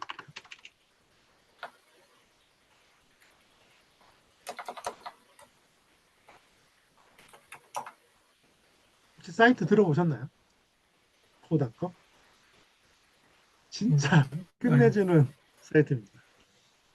이게 뭐냐면 여러 회사에 지금 현재 우리가 알고 있는 생성 AI 있잖아요. 유명한 거는 다 갖고 와서 API로 붙여놨어요. 그래서 어떻게 하냐? 돈을 내면 내가 골라서 API를 쓰되 다 합친 양으로 과금을 합니다. 예를 들면 챗GPT 같은 경우에는 한 달에 $20 내잖아요. 그럼 챗GPT만 쓰는 거잖아요. 여기에는 수십 개의 API를 내가 뭐든 다 쓸 수 있는데 돈 낸 만큼의 양만 쓰는 거예요. 그래서 여러 가지 용도로 쓸 수 있어요. 이게 굉장히 좋은 겁니다. 그래서 지금 가입하시면 아마 일주일 동안 무료로 쓸 수 있을 거예요. 근데 정말 좋은 게 이제 진짜 수십 가지 API가 있어요. 그래서 여러 가지 스타일로 쓸 수가 있습니다. 또 총량 과금을 하니까 일주일 쓰고 계정 없애버리시면 돼요. 전전 그래서 이제 제가 메일 계정이 많으니까 여러 가지로 돌리면서 계속 이제 하고 있는데 제가 조만간에 아마 유료 구독을 해야겠다고 마음먹고 있는 사이트 중에 하나입니다. 그래서 그 인공지능 생성 AI를 종류도 많고 귀찮아 그러시면 이 사이트 하나만 쓰시면 됩니다. 현재 웬만한 건 다 붙어 있습니다. 정말 웬만한 거. 쓸만한 거. 그래서 이 사이트 하나에 이게 한 달에 제가 보기에 20달러, 구독하기가 20달러인 거 알고 있는데 한 달에 한 2만 몇천 원 내시면 지구상에 나와 있는 괜찮은 생성 AI를 다 맛보실 수 있어요. 그래서 제가 요즘 딴 데 가면 소개사를 안 합니다. 이거 하나면 정말 수십 가지를 쓸 수 있기 때문에 여러분 강사들 입장에서는 이런 게 있어요. 이렇게 쓰는 거예요. 라고 알려만 줘도 되는데 생각보다 어렵잖아요. 그리고 이미지 생성 AI가요. 뭐 디스코드라고 해서 무슨 커뮤니티 가입해야 되고 이런 게 되게 귀찮아요. 하나로 2만 5천 원쯤 하래요. 그래서 이 포닷컴은 그냥 프롬프트 쓰는 방식이 하나예요. 그냥 그 빈 공간에 글자를 쓰면 이것만 가지고 모든 API가 가동되기 때문에 이거 쓰시면 생성 AI를 좀 쉽게 사용하실 수가 있습니다. 그래서 지금 우리가 제가 이거 선택을 해야 보면서 되나요? 뭐 예를 들면 예, 쓰기 전에 보시면 위에 더보기 보시면은 이제 API 종류가 많아요. 예. 그래서 돈 내면 쓸 수 있는 게 있고요. 돈 안 내고도 쓸 수 있는 게 있어요. 그래서 이제 기본적으로 생성 AI 스타일을 좀 알면 좋아요. 챗GPT 스타일이라든가 이런 걸 좀 알면 훨씬 편하죠. 근데 이게 왜 중요하냐면 그 요즘 이렇게 생성 AI는 한번 문서를 생성 시작하면 그 어떤 한번 열린 그 창에서는 앞에 생성 결과물들을 학습을 하면서 뒤에 걸 생성을 해요. 근데 하나의 AI로 만든 결과물이 마음에 안 들어서 카피를 해서 다른 AI로 옮기잖아요. 얘는 중간중간에 이걸 바꿀 수 있는 거예요. 그런 점에서는 내가 지금 같은 방식으로 여러 AI를 활용을 해서 하나의 결과물을 끌어내기 위해서 사이트를 벗어날 필요가 없어요. 이게 굉장히 좋습니다. 그래서 제가 챗GPT는 앞에 써놓은 게 워낙 많아서 제가 그냥 쓸 것 같은데 챗GPT를 제외한 나머지 저는 재민이 됐다 보니까 제가 이걸 옮겨서 클로드랑 그다음에 그 스테이블 디퓨저 이미지 생성 스타일 좀 다른 거 이런 거 사용하기 위해서 이걸 좀 쓰려고 하고 있습니다. 그래서 지금 뭐 그 라마라는 모델도 있는데요. 라마 모델은 구축을 해야 돼요. 페이스북이 이런 생성 AI로 만든 게 아니라 그건 API로 그냥 던져놨어요. 그러니까 코딩 모르면 못 쓰는데 여기서는 라마도 쓸 수 있어요. 그 레벨별로 전부 다 돈만 내시면 돼요. 한 달에 2만 5천 원. 생각보다 안 비싸죠. 그런 점에서는 요거 하나로 다양한 어떤 스타일의 생성AI를 한번 맛보셔도 좋을 것 같습니다. 그래서 제가 이제 이런 걸 말씀드리는 이유는 물론 이 사이트에 들어와서 내가 API 하나하나 다 뭐 해보면서 연습하는 법도 있지만 그 이미 학습되어 있는 패턴이 정해져 있는 AI한테 자꾸 다른 방식으로 생성하라고 하는 것은 시간 낭비다. 그래서 바꿔서 써라. 그 점에서는 이 포닷컴이 굉장히 서비스를 잘 구축한 최근에 그래서 조금 이제 그 서비스를 새로운 서비스 좋아하는 사람들에게는 아주 핫한 도구입니다. 여기서 한번 접해 보시라고 제가 말씀을 드렸습니다. 음. 다음 주에 아마 그 뭐지 토요일 날 강의 혹시 못 들어오셔도 요 사이트로 한 일주일만 놓으시면 강의 절반은 들으신 겁니다. 물론 이제 프롬프트를 쓰는 방식이나 이런 것들은 좀 이제 연습이 좀 필요하시겠지만 뭐 이렇게 다 한 군데 다 모아놓은 게 정말 너무 편해요. 그리고 스테이블 디퓨전 같은 경우는 저도 잘 몰라서 물어봤는데 실력에 따라서 이미지 수준이 하늘과 땅 차이를 만들어주는 게 스테이블 디퓨전이라고 해요. 그래서 이미지 생성에 내가 한번 극한을 한번 달려보고 싶다 그런다면 여기 오셔서 스테이블 디퓨전 같은 거 써보셔도 좋을 것 같습니다. 자, 그래서 일단 그 업무 자동화의 상당 부분이 클라우드화 지금 되어가고 있는 추세고, 그리고 여러 가지 생성 AI의 스타일이 있다는 점도 말씀을 드렸고요. 그다음에 파워 오토메이션 데스크탑, 아까 소개했던 그냥 MS 사이트에 들어가셔서 다운로드 받으시면 얼마든지 쓸 수 있다는 점 말씀드렸고요. 뭐 IBM이나 이런 여러 가지 회사들도 현재 RPA 도구들을 거의 다 출시해서 다 내고 있다는 점을 알려드립니다. 대신 내가 평소에 쓰고 있는 문서가 MS 워드 같은 거라면 제가 보기엔 파워 오토메이션을 피하기는 힘드실 거다. 이 MS 사이에 연동성이 워낙 잘 됐기 때문에 다른 도구를 갖고 와서 워드 문서를 쓰는 건 한계가 있습니다. 뭐 대표적으로 아량글이 그 대명사죠. 우리나라 사람들이 예를 들면 옛날에 그 삼성에서 훈민정음이라고 워드 있었잖아요. 예, 이 훈민정음이 그 제가 만난 워드 프로세서 중에 MS 워드 파일을 아량글로 거의 완벽하게 변환시킨 마지막 도구였어요. 진짜 기가 막혔어요. 근데 제 생각에는 그게 삼성맨들의 그 스트레스를 줄이기 위해서 당시에 삼성에서 개발을 열심히 했던 것 같아요. 근데 다른 도구들은 변환을 시키면 깨져요. 그러니까 결국 어떻게 되냐? 아량글로 만들어야 될 때는 아량글 프로그램을 쓸 수밖에 없는 거죠. 메뉴도 다르고 단축키도 다른 도구를 쓸 수밖에 없는 이유는 결과물 측면에서 호환이 잘 안 되니까. 그 점에서는 우리가 이제 MS 도구로 주로 문서를 만들고 엑셀을 쓰고 하는 입장이다 보니까 파워 오토메이션을 좀 개인적으로 많이 권장합니다. 좀 단점은요, 파워 오토메이션이 노트북 성능이 좀 느리면 이게 프로그램이 무겁더라고요. 그래서 컴퓨터 전체를 좀 느리게 만드는 경향이 있습니다. 그리고 기능 중에 그 내 작업을 추적을 하는 기능을 켜놓으면 컴퓨터에서요, 그 백도어에서 얘가 계속 돌고 있어요. 그래서 노트북 성능이 떨어지면 막 마우스부터 시작해서 전부 다 속도가 느려져요. 그 점에서는 조금 성능이 좀 괜찮은 걸 사용하시면 굉장히 많은 업무들을 자동화할 수 있는 패턴들을 추적할 수 있다는 점도 소개를 좀 해드리고자 합니다. 그래서 주요 도구들은 이런 것들이 있고요. 그 다음에 준비. 이제 이걸 하나 보여드릴게요.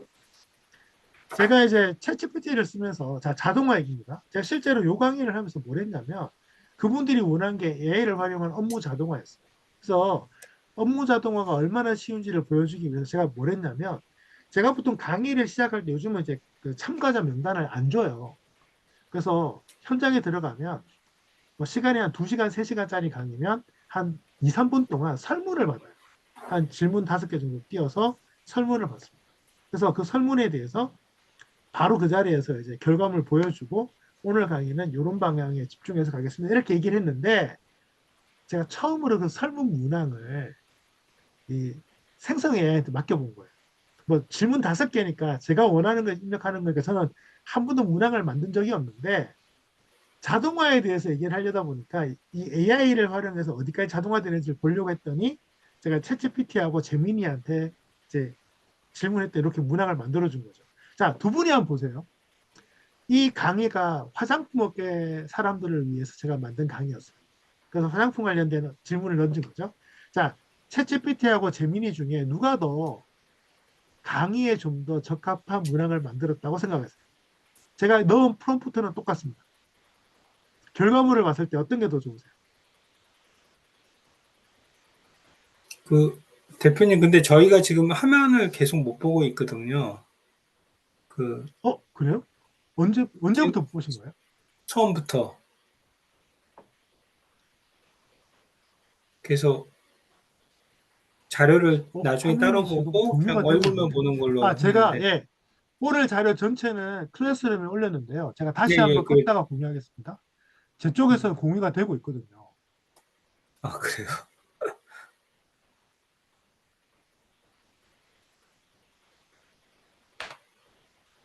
지금은 어떠세요? 이제 보이네요. 한, 이제 보이세요? 이게 줌이 오늘 좀 불안하네요. 제가 시작할 때 안 그래도 한경영 멘토님 먼저 들어오셨을 때 막 물어보고 이랬는데. 멘토님 얘기 음. 좀 해주시지. 안 보이시면. 이게 자, 이게 일단 요 자연스러운 건지 화면입니다. 알았어요. 오늘은 강의로만 하는 줄 네. 알았어요. 음. 자, 요 문항을 보시고 어떤 게 더 그 실제 설문 문항에 가깝다고 생각하세요? 그냥 평가하시면 됩니다. 이게 답이 있는 건 아닙니다. 스타일을 보여드리는 거예요.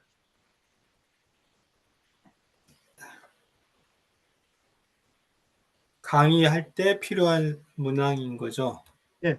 그러니까 강의 시작을 할 때 제가 참가자들한테 오늘 강의를 어떤 방향으로 가면 좋을지를 확인하기 위한 문항이에요.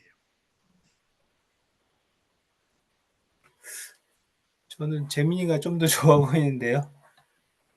예, 저도 사실 재민이가 좋았어요. 근데 음, 실제 요 결과물은 최종 결과물이고요. 여기까지 오기 위해서 얘들이 막 쏟아내잖아요. 그 다음 페이지가 이제 글작이에요. 챗GPT는 얘를 만들어줬어요.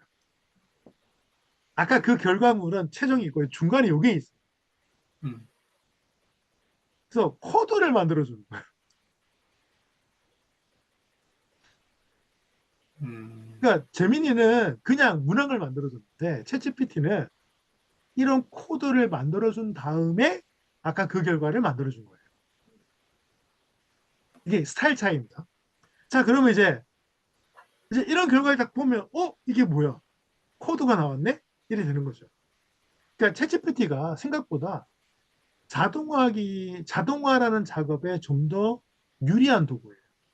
생성에, 왜냐면 얘는 항상 거의 대부분의 결과들을 중간에 코드를 항상 만들어준 다음에 결과물을 만들어줘요. 그러니까 뭐냐면 당신이 이 코드를 활용하면 이 결과물을 언제든지 재생산할 수 있다는 걸 보여주는 거예요. 음, 그럼 이 코드를 가지고 제가 예를 들면 뭐 여기 뭐 약간 메뉴의 어떤 구성을 바꾼다거나 숫자를 바꾸면 바꿔지겠죠.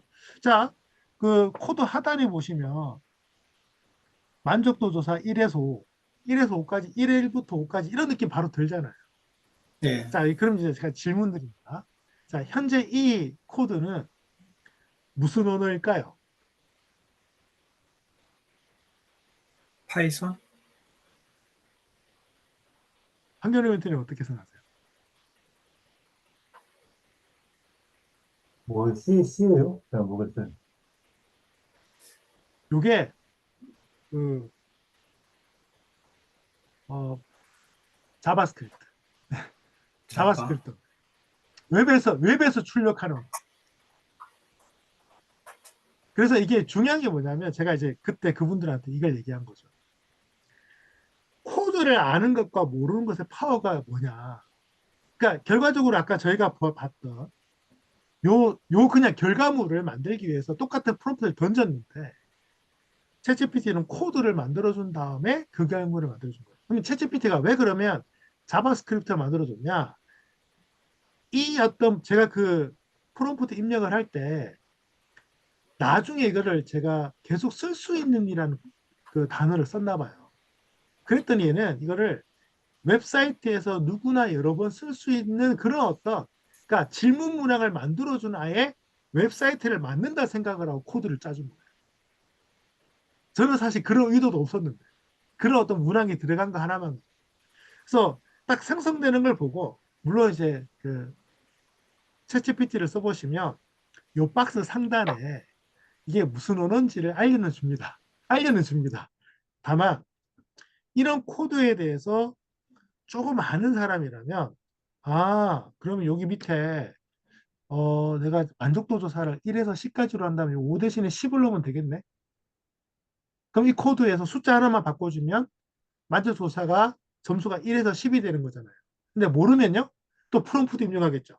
지금 위에 코드에서 만족도 조사가 5점인데 이거를 10점으로 좀 바꿔줘. 근데 챗GPT의 문제가 뭐냐면 결과가 안정적이잖아요. 코드가 바뀌어요. 그래서 제가 실험을 해보면 1차 때는 코드가 안정적이었는데 2차, 3차, 4차 하면서 원 코드에 문제가 생겨요. 바뀌어버려요. 챗GPT 같은 게 정해진 코딩을 통해서 나오는 게 아니다 보니까 같은 질문의 답이 그날도 달라요. 할 때마다 달라요. 그래서 그런 점에서는 그러니까 이제 한경영 선생님 이제 네, 웃는 게 저도 충분히 이해가 돼요. 왜냐면 네. 저도 처음에 당황했어요. 아니 분명히 이 코드에서 출발해서 나는 필요한 것만 고쳤는데 코드가 3000% 빠져버리는 거예요. 그래서 지금의 생성 AI의 좀 단점이 얘만 의존을 하면 몇 번 하다 보면 3000% 빠져요. 근데 대신 코딩을 조금 배우신 분이라면 추가 질문하지 않고 이 코드를 그대로 딱 보고 이거 수집 자동화해서 이거 10으로 바꾸면 1에서 10점이겠네를 판단하는 힘만 가지면 이 골치 아픈 AI에게 계속 질문을 하면서 코드를 만들 필요가 없어진다. 그래서 하나 정도는 개발 언어를 잘 배워두시면 좋다는 게 그런 겁니다. 제가 요즘 다다음 주에 그 자바 강의를 해야 돼요. 제 인생에 처음으로 자바 강의합니다. 제가 요즘 조금 스트레스 받고 있는데 왜 겁없이 맡았냐? 챗GPT 덕분이에요. 왜냐면 제가 이제 파이썬이나 R을 해보고 나니까 또 옛날에 제가 그 20대 때 코볼도 했었거든요. 그러니까 하나의 언어를 해본 경험이 있으니까 새로운 언어를 제가 뭐 개발자 양성 과정은 아니고 자바 초급 과정, 공무원 시험 준비하는 전산직 공무원 준비하는 친구들한테 자바로 강의를 해달라는 거예요. 처음에 고민을 하다가 그 시간이 좀 한 달쯤 있어서 제가 수락을 했어요. 왜냐면 깊지 않다면 내가 기존에 갖고 있는 코딩을 기반으로 해서 자바를 이해할 수 있겠다. 자, 오늘 제가 첫 시간에 뭐라 그랬어요? 한글이 되어 있는 상태에서 우리가 영어를 시작하잖아요. 물론 일정 단계에 올라가면 그러시더라고요. 영어식으로 생각을 해야 된다. 저는 뭐 그때까지는 안 올라갔지만 그래도 그렇게라도 영어를 배웠더니 영어를 다루는 게 아예 불가능하진 않은 거죠. 뭐 외국 사람을 만나서 뭐 원어민처럼 대화하고 이건 안 되지만 내가 관련된 어떤 업무가 생겼을 때 그 업무 안에서 영어식 표현들을 다룰 수는 있잖아요. 왜냐하면 한글과 영어를 배웠기 때문에. 그 점에서 여러분들이 A라는 코드를 알고 있는 상태에서 약간 코딩을 좀 해본 상태에서라면 새로운 언어가 들어와도 그 언어에 대한 이해도가 상당히 빠르다는 거죠. 그래서 제가 지금 자바 강의를 준비하면서 파이썬과 R과 R에 이제 비교를 해서 이 코드를 접근하고요. 저도 몰랐는데 공무원 시험에 C도 나온대요. 그래서 그래 하는 김에 C도 한 초급 과정 하나 만들어 놓자는 심정으로 만들고 있어요. 근데 제가 뭐 작년, 재작년에 뭐 R, 파이썬 프로그래밍 강의를 좀 했어요. 근데 까먹었죠. 근데 그게 있으니까 그러면 그때 강의할 때 만들었던 데이터 파일을 그대로 쓰되 언어만 자바로 바꿔보자. 즉 데이터 파일이 그대로라는 얘기는 결과물 나오는 것도 똑같잖아요. 프로세스는 제가 알고 있어요. 개발 언어만 바뀌는 거예요. 그러니까 자바가 좀 쉽게 보이는 거죠. 그 점에서 업무 자동화를 바라볼 때 보통 사람들은 그렇게 생각해요. 아, 내가 마우스로 하는 이 모든 작업들 다 자동화 되는데 뭐 맞아요. 자동화 되는데 그 파워 오토메이션을 쓸 때도 보면은 거기에 옵션 값이 있어요. 그러니까 약간 코딩이라든가 비주얼 베이직을 해보신 분들은 이 옵션 값을 어떻게 조정을 했을 때 실제 이 작업이 좀 더 자동화 되겠다를 감을 잡는데 안 해보신 분들은 진짜 일일이 바꿔가면서 해보지 않으면 알 수가 없는 상황이 벌어지는 거죠. 그 점에서 볼 때 이제는 코딩에 대해서도 좀 알고 자동화를 해야 될 시대다. 제가 뭐 파이썬을 꼭 해라 뭐 이런 말보다는 뭐든 좋으니까요. 지금 내가 갖고 있는 한번 배워보신 언어가 있다면 그 언어를 바탕으로 해서 업무 자동화를 한번 접근해 보시기를 바라요. 그래서 지금 제가 지금 만들고 있는 과정이 오피스로 하는 자동화, 그다음에 구글 워크스페이스로 하는 자동화, 그다음에 이어서 파이썬으로 하는 자동화를 붙여놨어요. 그러니까 MS 엑셀로 할 수 있는 업무가 구글에서 할 수 있고, 그다음에 파이썬으로 할 수 있다. 그러면 같은 작업인데 세 가지 관점으로 보면 아 코드가 이렇게 좀 다르구나, 방식이 좀 다르네. 그러면 다음번에 새로운 것을 접근할 때 좀 쉬워진다는 거죠.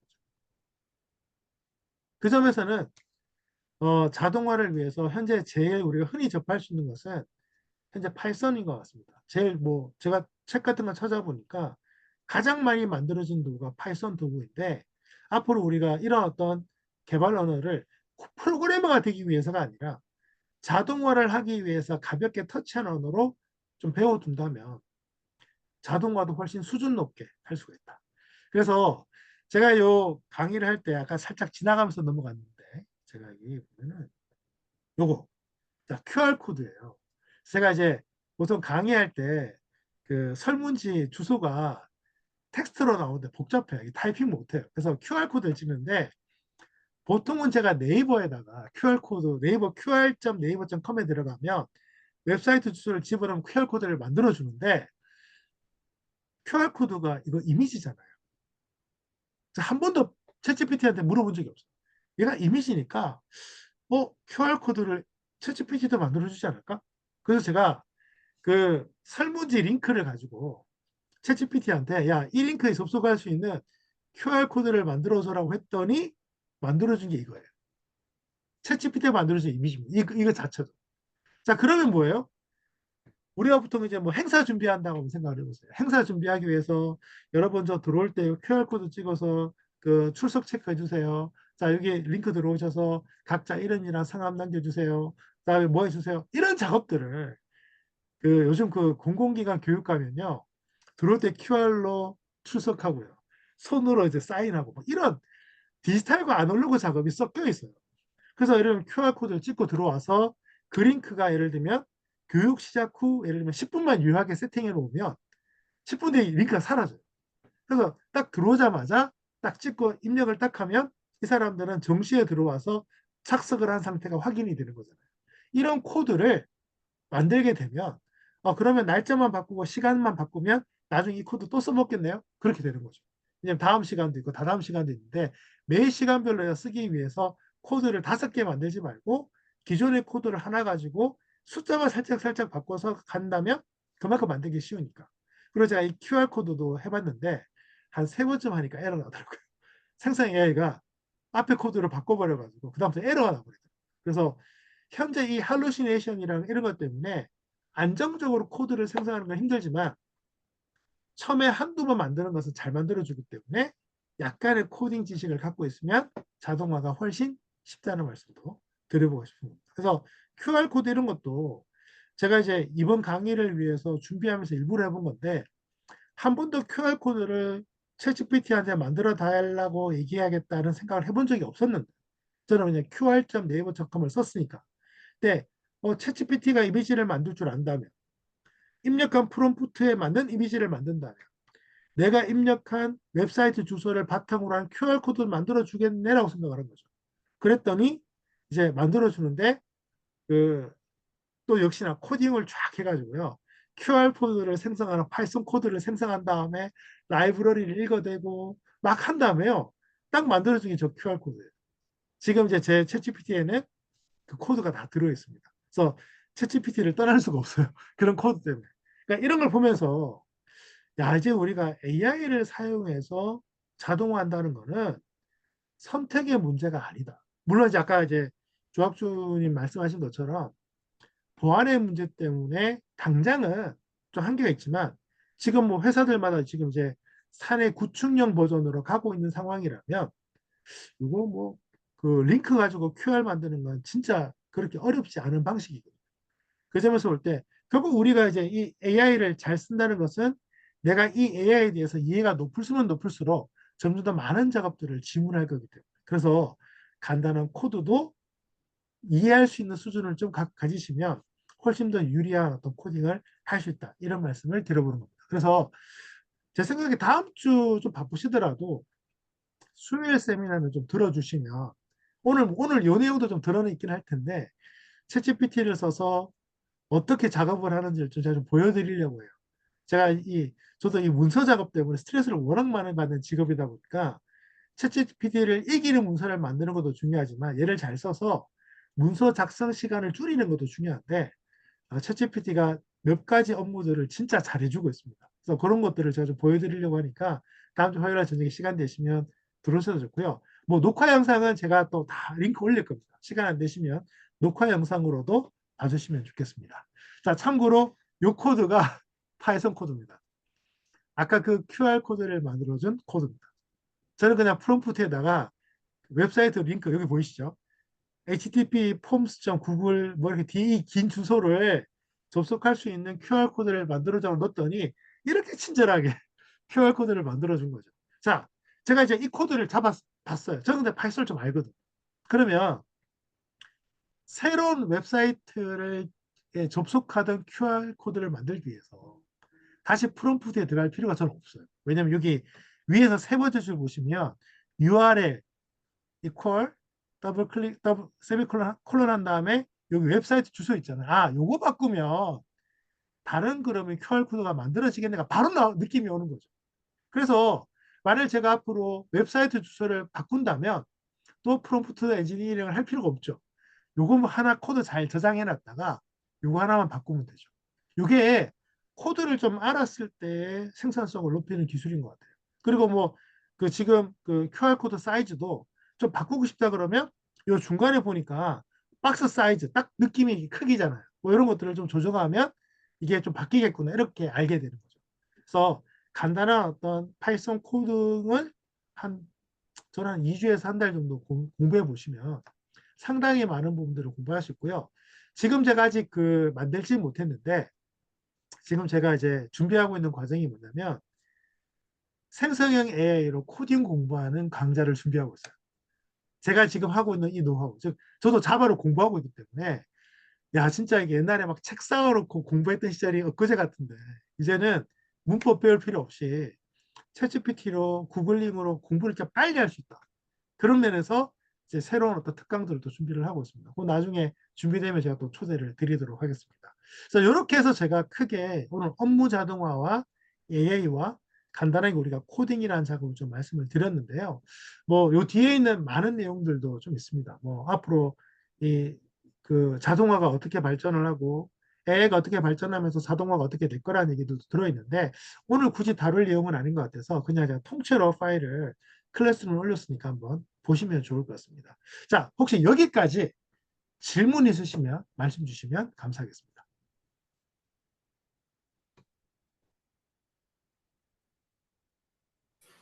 질문이 하나 있는데 이제 아까 네, 새로운 패턴을 보도록 도와주는 역할을 할 수도 있는데 이게 패턴을 다양한 형태로 이제 뭐 A 초이스, B 초이스, C 초이스 뭐 이렇게 여러 가지로 보여줄 경우도 있을 것 같거든요. 그러니까 데이터는 하나의 충분히 AI로 좀 예, AI가 하나로는 좀 힘들더라고요. 제가 예를 들면 챗GPT로 해보니까요. 음, 그 프롬프트에다가 그 새로운 스타일을 명확하게 규정을 하면 한 두세 번째까지는 좀 바꿔주더라고요. 근데 어느 순간부터는 거기서 돌아요. 음, 그래서 그때는 아예 AI 스타일을 통째로 바꿔주는 게 좋더라고요. 그 점에서는 챗GPT랑 제미니가 스타일이 많이 달라요. 저는 그냥 차라리 챗GPT를 안 되면 그냥 제미니로 넘어와요. 음, 훨씬 그게 여기서 수정하는 것보다 빨라요. 그래서 저는 하나의 AI를 쓰기보다는 두세 종류의 서로 다른 AI를 쓰는 게 다양성 측면에서는 시간을 훨씬 줄인다고 생각하는 입장이에요. 그래서 챗GPT 하나가 뛰어나지만 어, 저도 저희 정도 되면 한 두 개에서 세 개 정도 쓰는 거는 필요하다고 생각해요. 음, 알겠습니다. 또 궁금하신 거 있나요? 혹시 업무는 자, 오늘 이제 아닌데요. 근데 이제 중요한 건 예, 네네네 말씀하십시오. 업무라기보다는 우리 그 습관에 관한 거, 네, 습관에 관한 거를 그 우리가 뭐 보통 리마인더 시켜주는 뭐 이런 것들을 AI가 규칙적으로 계속 소위 말하면 알람 주는 거를 챗 GPT한테 명령을 내리면 얘가 그런 걸 컴퓨터에 켜져 있으면 걔가 작동을 하나요? 우리가 그렇게도 그러니까 만들 수가 아까 있나요? 파워 오토메이션 같은 것들이 그걸 해줄 것 같은데 문제가 예, 부하가 너무 많이 걸려요. 하루 그러니까 종일 제가 켜 한번 있어야 이렇게 되고, 실행을 시켜봤는데 예, 할 수 있을 것 같은데 예를 들면 어차피 제 작업을 지가 다 기록을 해서 패턴을 찾거든요. 음, 근데 너무 부하를 많이 먹으니까 이게 데이터가 쌓이잖아요. 근데 음, 이게 지금 마우스 움직임이라든가 키보드 타이핑을 아직까지는 화면 캡처 형식으로 잡는 거예요. 그러니까 이미지로 쌓으니까 용량이 너무 커져가지고 음, 조금만 지나도 컴퓨터가 못 버티더라고요. 그래서 아직은 그것까지는 안 그러니까 된다. 기술적으로 불가능하다보다는 퍼포먼스 문제에서 좀 있지 않나. 그래서 아직은 좀 힘들 것 같습니다. 그래서 지금 제가 그래서 AI 노트북을 사고 싶은 이유가 요즘은 이제 AI NPU를 아예 탑재한 노트북 요즘 나오기 시작했잖아요. 음, 거기 데이터를 쌓고 학습하는 효율이 수십 배 좋대요. 기존 노트북보다. 그 부분에 대해서. 그래서 그런 노트북을 쓰면 상당히 구현할 수 있지 않을까라는 생각을 해보고 있어요. 다만 이제 이건 아이디어 차원이기 때문에 한번 노트북 사서 돌려보고 나서 한번 말씀을 드리겠습니다. 근데 가능은 할 것 같아요. 지금 제 거는 AI 기능이 없고. 또 비슷한 그 선상에서 질문인데요. 일기를 네, 보통 개인이 이제 일기를 쓸 때 네, AI랑 대화하면서 일기를 쓰면 한참 돼야 하고 걔가 썸머리를 탁 해줘가지고 마지막 엑기스만 탁 남겨가지고 그날의 기록으로 탁 남기면 좋을 것 같은데 만약 그걸 하고 싶다 그러면 지금 가능한 방법이 있나요? 그거는 오늘 제가 그 줌에, 잠깐만요.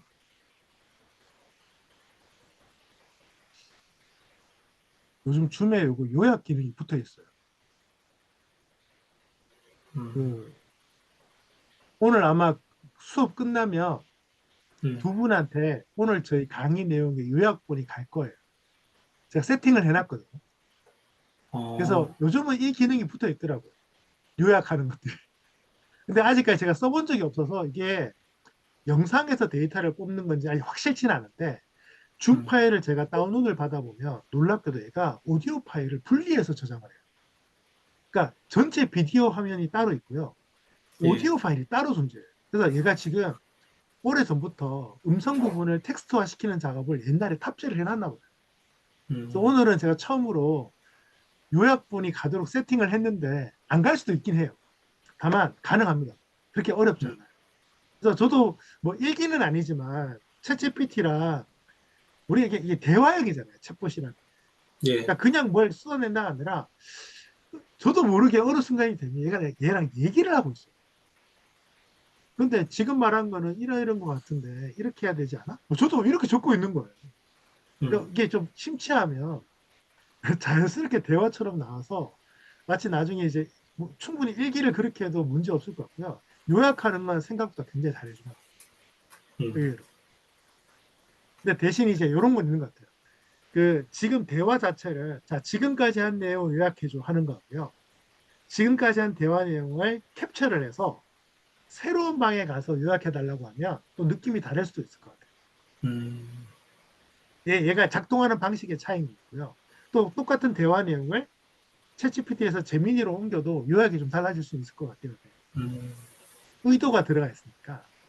그 네, 점에서는 그 요약 같은 경우는 네이버 클로바의 회의로 만드는 서비스가 있거든요.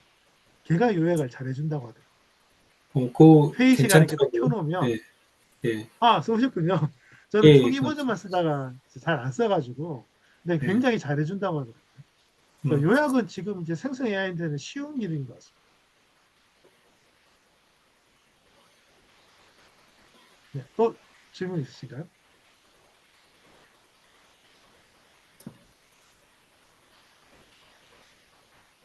네, 없으시면 네, 일단 강의는 이렇게 마무리하는 걸로 하고요. 네, 나중에 꼭 포닷컴 가입하셔서 그 무료 버전일 때 한번 여러 가지를 한번 써보세요. 진짜 재밌습니다. 정말 잘 만들었어요. 그래서 제가 좀 생성 AI 고민하시는 분들한테 제일 많이 하는 게 이 사이트 가셔서 한 일주일만 놓으시면 웬만한 강의 몇 시간 들은 것보다 훨씬 낫다고 제가 음, 그렇게 말씀도 드리거든요. 그래서 써보시면 좋고요. 다음 주에 또 시간 되시면 강좌도 들어와 주시고 저희 7월 마지막 주 토요일 날 저희 토크 모임 오프라인으로 할 건데 아니, 장소는 결정 못했습니다. 저녁 먹으면서 하려고 하니까 시간은 저녁 6시로 이제 픽스를 해놓은 상태고요. 장소 추천해 주시거나 정해지면 따로 공지해 드리도록 하겠습니다. 오늘 그러면 강의는 여기서 마치겠습니다. 감사합니다. 네, 감사합니다. 그렇습니다. 네. 감사합니다.